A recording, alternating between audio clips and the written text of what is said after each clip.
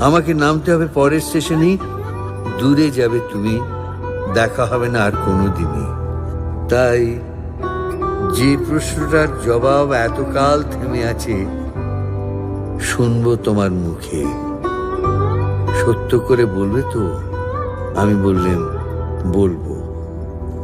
বাইরের আকাশের দিকে তাকিয়ে শুধুলো, আমাদের গেছে যে দিন, একেবারেই কি গেছে?